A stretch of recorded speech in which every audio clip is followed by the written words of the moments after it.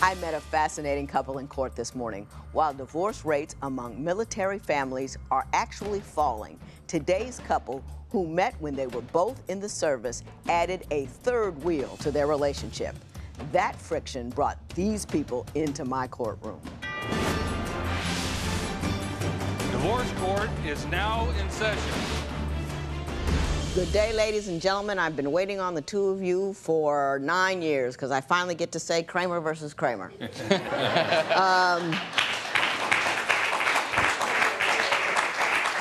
I'm here with Letticia Kramer and Kyle Kramer. The two of you have been married for 3.5 years. You separated several months ago. You are seeking a significant sum of money for the balance on a car that you said he got repossessed because he didn't make payments, and now you're on the hook for it. We will discuss that momentarily. I also have in the courtroom room today is John Greer. Is that how you pronounce his name? Yes, He's your best friend, correct? Yes, Your Honor. And other things to boot, which we will discuss in a little minute. So I'm going to start with you, Mrs. Kramer. Why don't you tell me a little bit about your relationship and why we're here in divorce court today? Well, Your Honor, me and Kyle, we actually met in the military, Air Force. We worked side by side together, deployed troops together. Shortly after meeting each other, we started having feelings towards each other. We were both with other people at the time, so we never acted on anything. But once we did actually start having feelings for each other, sorry, I just... Take your time, that's all right. I'm trying to backtrack because it seems like forever ago. Well, at some point, you guys got together. You shed the people that you were with. You got together, and you got married. Yes, correct. Okay. How were things in the beginning? Was it always good, or was it complicated from the jump? It was complicated from the start. Him and his ex had some issues, and me and my ex that I was with had some issues, and we struggled at the beginning. I ended up becoming pregnant about, I want to say, 3 months into our relationship. No one ends up getting pregnant after 3 months into the relationship. What happens is you have unprotected sex. And you know what I mean? People say I end up getting pregnant like I end up catching a cold. Like it was something that an act you did not actively engage in. And I ain't mad, and I'm not fussing, and I'm not carrying on. I'm just saying that, you know. Yes, Your Honor. I understand. I was told numerous times by numerous doctors that I cannot have children. My son that I have with Kyle is actually a miracle baby. Oh, well, whole different story. So you didn't think you could have one. You got pregnant. Yes. So how complicated were things? At the first part of the pregnancy, I was under the impression that his daughter with his ex was not his. So when I found out I was pregnant, I was like, okay, well, maybe it's just going to be me and him and our son. And that was not the case. He was still actively engaged. He was still talking to her once he found out that his ex's kid was actually his, because he had a paternity test. Well, you know, you understand that once a person determines that they have a child with somebody, they got to talk to that person because that child has to be cared for by both parties. You were mad about. Was he doing more than talking about the child? Were you concerned? Yes, Your Honor. He was still trying to amend things with that relationship. Once he found out I was pregnant, possibly because I said some not less than nice things about his ex. And Mr. Kramer, why don't you give me your version of the complicated beginning that the two of you had? Yes, Your Honor. Well, like she said, when she became pregnant with our child, it was complicated first with my ex-wife because I was actually trying to talk with her and do amends with her with my daughter, like what she said, is that she was very concerned that she wanted to know that if my daughter was actually my daughter. So I actually did go through the paternity test, and she found, and she was really anxious about knowing that if it was not our child, that we can just be the three of us, me, my son, and her.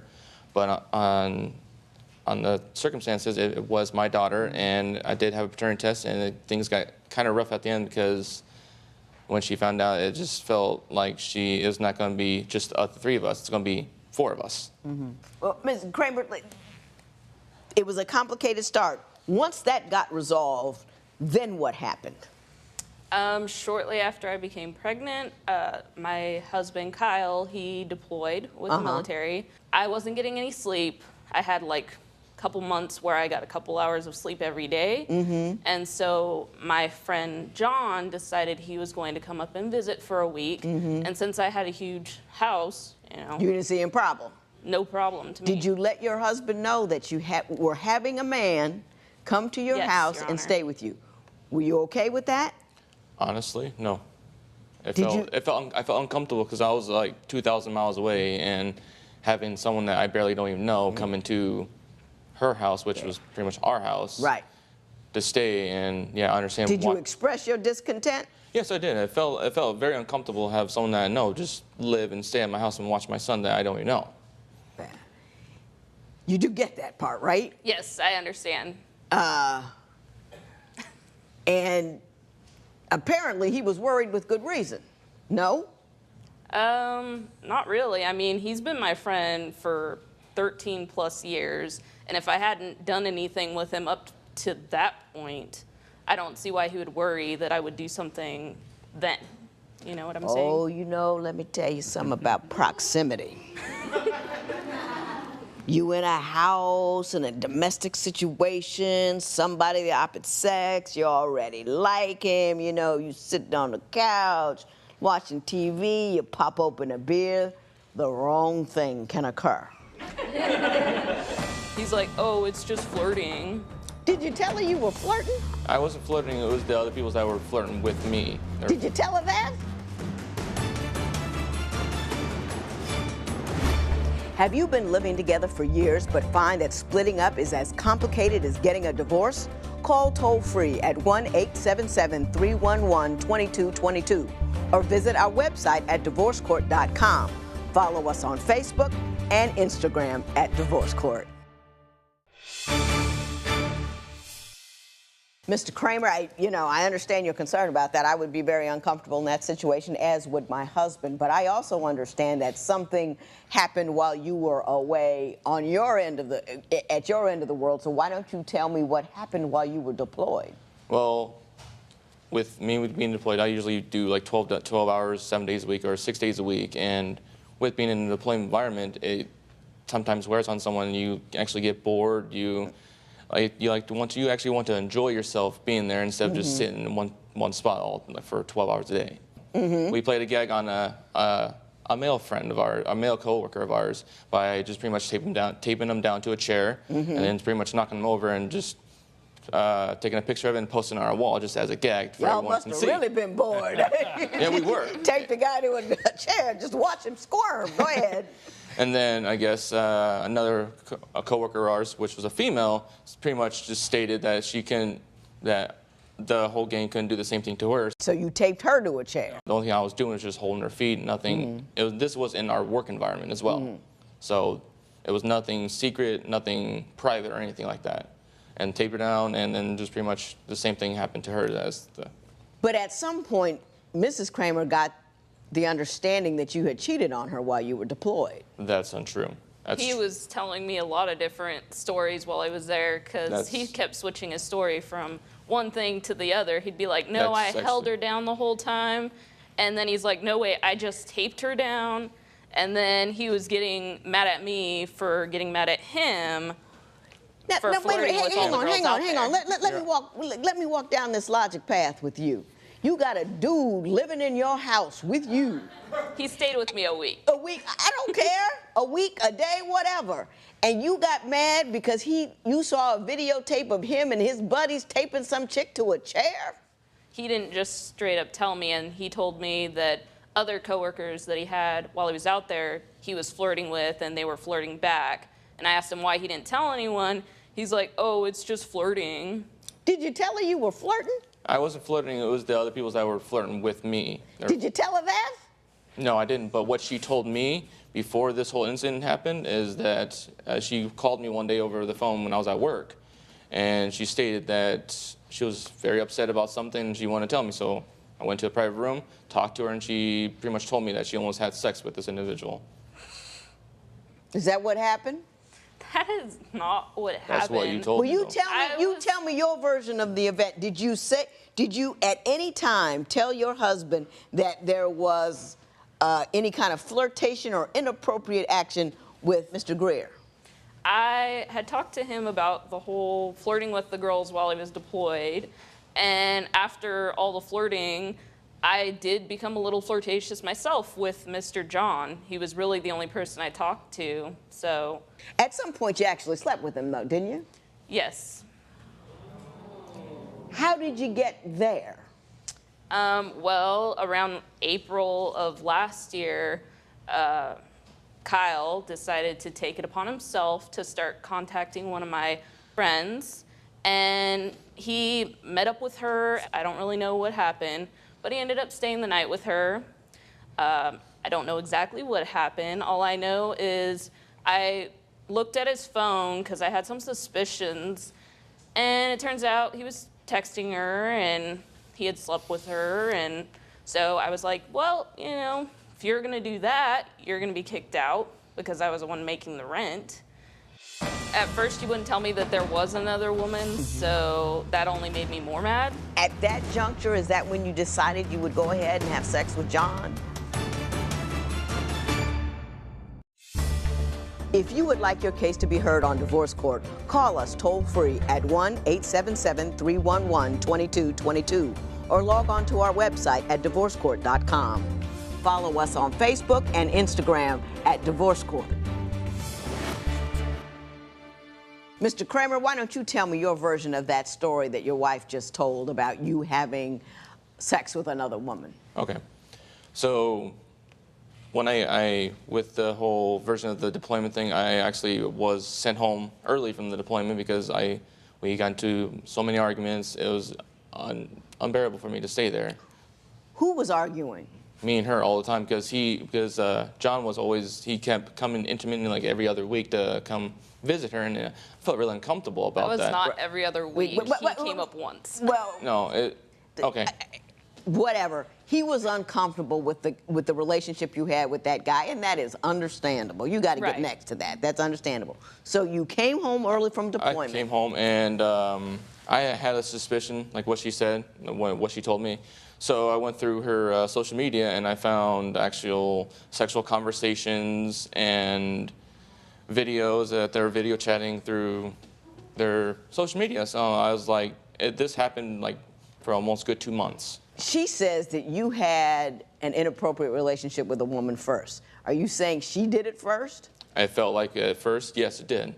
When I came back from the deployment, because I felt like when he kept visiting, even though But you hadn't confirmed any sexual activity, but you did at some juncture have sex with another woman. That's correct, Your Honor. Yes. And you thought this was in response to what you believed was an already inappropriate relationship between the two of them, correct? That's correct, Your Honor.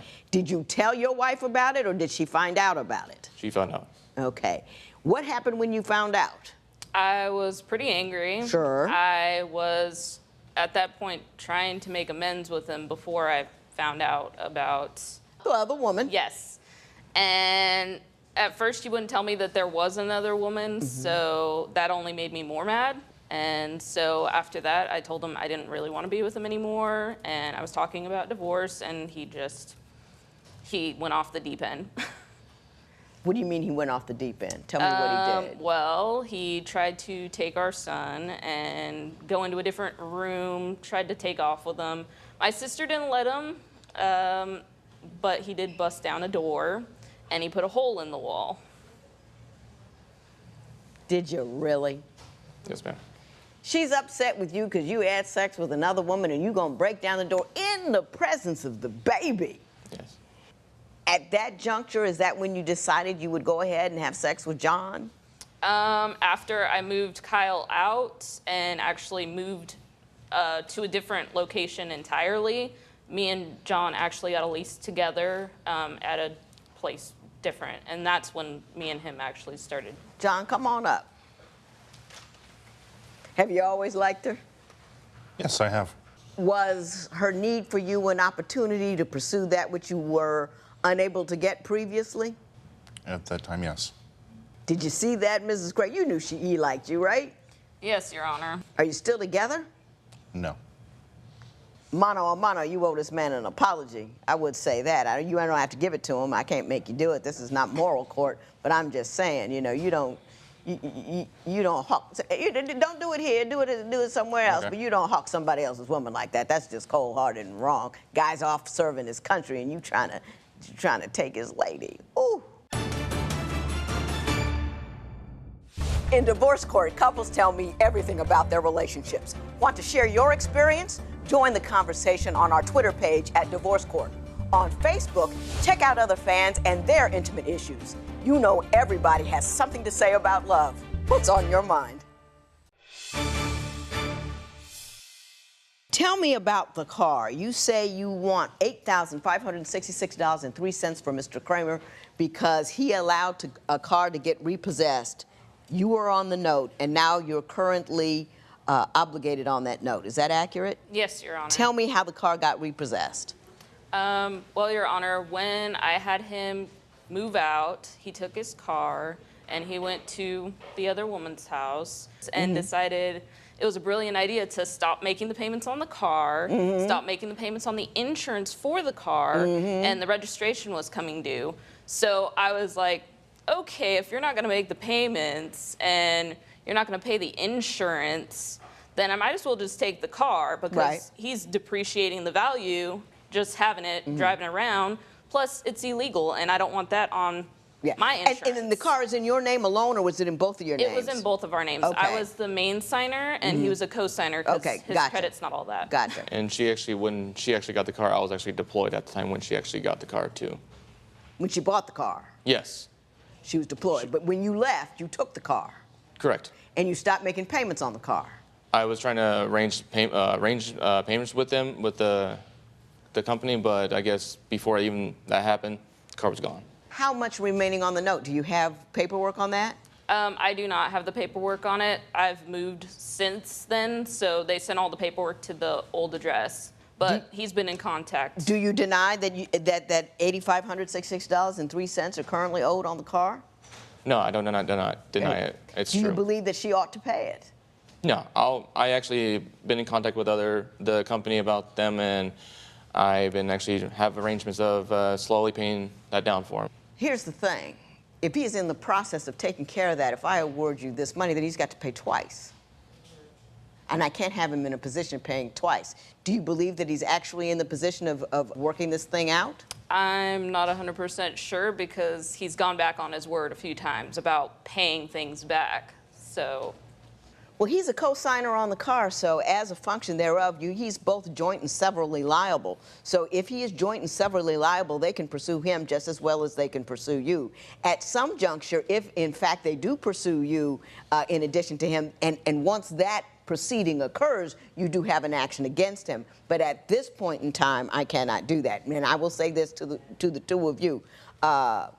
It was a messy situation to begin with. You never should have moved him in there. You knew he liked you. You got to be thoughtful about the things you do. If you want a marriage to work, either this one or the next one or whatever, you have to be thoughtful about the things you do, and you have to have whatever emotional needs you have to be satisfied in the context of your marriage and in a way that will allow your marriage to work, and you weren't even better running off sleeping with somebody. But having said that, I will say this, there will be no recovery in this matter. It is so ordered.